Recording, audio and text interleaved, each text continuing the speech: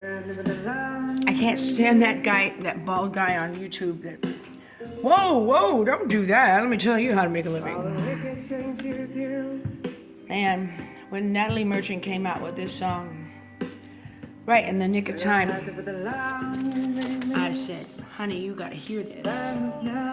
These are words I've always wanted to say to you. Oh, they're gonna ban this video in certain sections of certain countries because it's a song I didn't write. Give me a break. And Simon Layton's domestic violence disaster diary is an ongoing saga that just seems to have no end. I spent a harrowing day. I was a hero to myself, actually, today. I had to go out of the house and do very strenuous walking around downtown to find people in political offices or police stations or administrative buildings that could help me uncover, dismantle, thwart, and foil my dear husband's most recent plot to destroy me, have me kidnapped and put away in a secret place whereby they would throw away the key, or perhaps just bury me in the desert.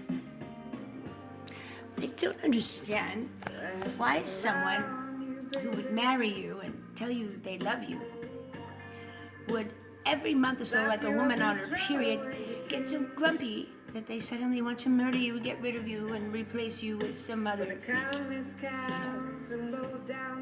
Because of a freak addiction, a sexual freak addiction. I mean, you're 69, man. You don't have very many days, months, or years left. Why don't you just enjoy the wife that I am? And you've already had everybody else in town, every other kind of freak. You've already had every kind of freaky threesome, foursome, orgy. You've done it all. Why don't you just fucking settle down for a minute? Maybe you won't have your fourth or fifth stroke and die. And instead, you could be happy and do the comedy act.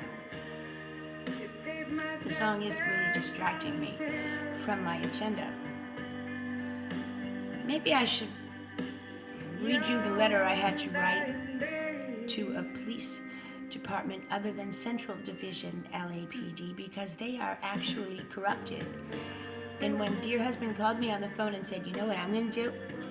I'm at the city attorney's office right now, and I'm going to have the city attorney contact LAPD at Central, and they're going to change the restraining order that you took out on me, and they're going to eliminate it. They're going to delete it.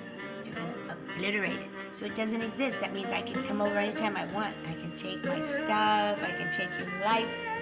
Oh, and the one I took out on you back in 2019, they're going to reactivate that in the police computer so that it looks like it's active until 2025. And that way, once I get to the house with my obliterated TRO, I can then call the police on you and have them come and arrest you and take you away to wherever I tell them to take you, because I got it like that. I have power. I have people in high places. I got friends in low places too, and high places, and everywhere in between, he says to me. I said, that's nice, honey.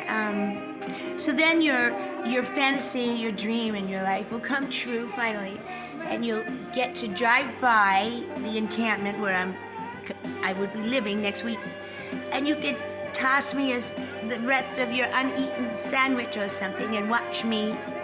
Every time you drive by, you could watch me slowly die in the streets, just as you've always wanted me to do. And I laughed it off, but behind the scenes, I had to get digging, being the investigative journalist that I am. Cowboy style, that is. Oh, this is the Wild Wild West, so I'm wearing the cowboy hat as a tribute to the lawless Wild Wild West. Your dying day, she says, you're not gonna get away with this until my dying day. You gotta be kidding. I'm gonna put the law on you, baby. Oh, she's really got a hit there. Love it, love it, love it. So, rather than read the letter, that's a little, rehearsed. I tried to go down to the courthouse to personally file the permanent version of the restraining order that he's altered in the police computers, knowing that I would be getting there well after the 8:30. You have to line up early to get that self-help. There were corrections that needed to be made. I was too tired to do them. So that didn't work. I went to the bailiff's office to ask for advice as to where to go with a security matter of corruption and the altering of records that were put in place by a judge in that courthouse. He told me to go to the police headquarters. On my way to police headquarters, I couldn't find it. They didn't have a very well-marked building. I said, oh, there's City Hall. I'll just go to City Hall and see what I can find, Very stubborn at the entrance to City Hall. Were very unwilling to give me any advice about which office to go to. So somebody else stepped forward from the background and said, tell her to go to the mayor's help desk. At the mayor's help desk, there was nobody willing or able or available to help me. I wrote out my complaint in writing and waited for a long time. I asked for a water fountain, they had none. I asked for the internet network name and the password. They didn't know and weren't willing to find it for me. After a while, I asked for whether a vending machine might be or perhaps a cafeteria. It was a very large building with very opulent collector's items from the history of the United States and the original gold mine digger with the original nugget encased in glass and all kinds of expensive things, but didn't know the internet or the password. I asked for the cafeteria, no food here, no cafeteria, everybody brings their own food. I said, but you have people from the general public coming in here, desperate and looking for help at the help desk, and they don't know that they have to wait a long time and that there isn't a vending machine of some sort. Oh, well, we're sorry, but we don't have anything like that. Oh, then, I'm gonna have to go home. I can't stay here. I'm gonna have to find help elsewhere. And by the way, this is the mayor's office, right? Please tell Mayor Karen Bass that I've been trying to call her organization she founded called Peace Over Violence. They're supposed to help victims of domestic violence for 3 years, and they've never answered the phone or called me back. And when they did call me back, they didn't have anything at all they could do for me, nothing. They were trying to refer me to go call another number that didn't have anything to offer either. And I've been running around in circles for 3 years. So her organization is a fraud. And it's a front for money laundering, obviously. Just please tell her that. And get some food up in here, will you? Jesus Christ, really.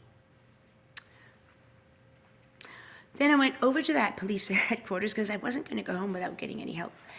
And it turns out, he says, very nice man. I wish I got his name. I'm sorry, it's not a police station. It's, what? I came all this way, it's not a police station. No, it's the administrative building. That's exactly who I should be speaking to, an administrator. I need your highest level administrator to talk to me right now. What time is it closing, by the way? He goes, no. But I'll tell you where you can go. You go to the Northeast Station. I said, what? The what? Go to the Northeast Station. Okay, but I was going to go to Rampart. No, don't go to Rampart. Go to the Northeast Station on Fernando Road. South Fernando Road. Oh, okay. He whispered it like it was the best kept secret in town. Like not everybody gets the best advice. I'm giving you a secret little nugget. I got that vibe. So when I got here to my office in Chinatown this evening, because my lovey had my phone and my internet shut off. How cruel and abusive that is. It's also a violation of the restraining order. I got here to my office and looked up the Northeast Station and found the captain. Oh, a very handsome man. And what a bio he had. And he's a church-going man, too. So I found his email right next to his name and his bio, and I wrote him a long letter this evening saying that I would be in touch with him tomorrow and wanted to brief him on the level of corruption I've discovered and been able to prove, but can't bring it. I can't call my own precinct anymore. They threatened me and said if I ever call them again. And this is not the first time they've threatened me. They would threaten me every time I would call them and say, well, they would hang up on me, first of all, and then put on the recording that said, abuse of the 911 system is a crime for which we prosecute to the fullest extent of the law, which includes prison time and very high fines. So if we were you, we would just suck it up, bitch. Could you get any better than him? Something like that. Isn't that funny? So I wrote him a long letter, and I'm going to be calling him tomorrow. It's a lovely letter. I wish I could read it to you, but, that would be like boring, right? So I had to bring my wheelchair with me today because I could not ever do that amount of walking. I'm disabled from a car accident. Oh, and a bunch of beatings by my dear husband. So it was very handy because I had to bring the computer and the purse and some drinks and some snacks and some food and some, makeup and my kitchen sink. It was so valuable to have that, Of course, I was mistaken as a homeless woman because I was pushing the wheelchair as if it were my wagon, my grocery cart, my home. But I got all dressed up with makeup and everything to make sure that people who were more sophisticated and less judgmental could see that I was quite well kept, I have to keep up appearances. Besides, I was going to see the mayor. So they didn't come to kidnap me, and I'll tell you why. Although he must have paid them good money to bribe them to do this alteration of 2 restraining orders in the police computer, I started thinking and evaluating my actual jeopardy danger level. And I said to myself, the 2019 restraining order that could put me in jeopardy since it's reactivated and it looks like I'm not allowed to be. Wait a minute. That old restraining order was from a different address in Beverly Hills. So I'm not allowed to be, according to that restraining order, 100 yards from the Beverly Hills address. It doesn't state this address. But it also says I shouldn't be within 100 yards of William Layton, my husband. But he's not here. So I could be in danger if he should come here, then call the police and say, but then again, he's not supposed to be here at this address due to my restraining order. So he would be in violation, not me.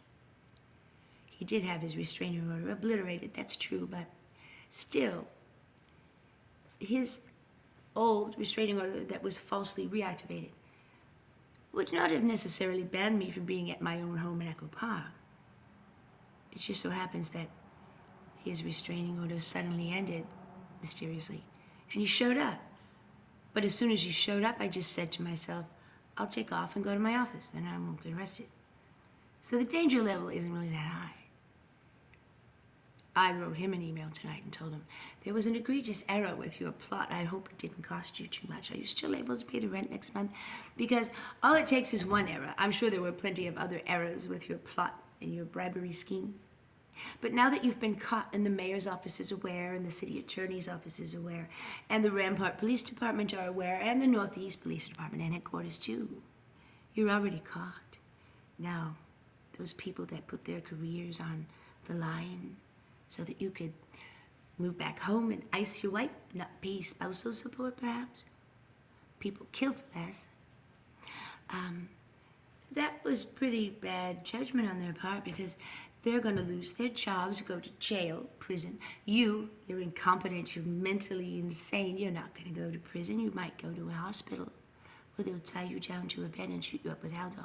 Don't worry, you won't feel anything and you won't remember anything. You won't even remember what evil you did to get yourself into that straitjacket. So maybe your grandchildren will come to visit you, but your children will be too busy haggling with your new wife who hates you as well as I do. That's it for tonight. And Simon Layton, my domestic diary disaster on a daily basis, it just keeps going on and on. Now you see why I became a comedian. It's so much more palatable than being a complainer and a bitch. Because as a comedian, it's even funny to be bitch. Take care. See you tomorrow with tomorrow's new episode of Oh My God.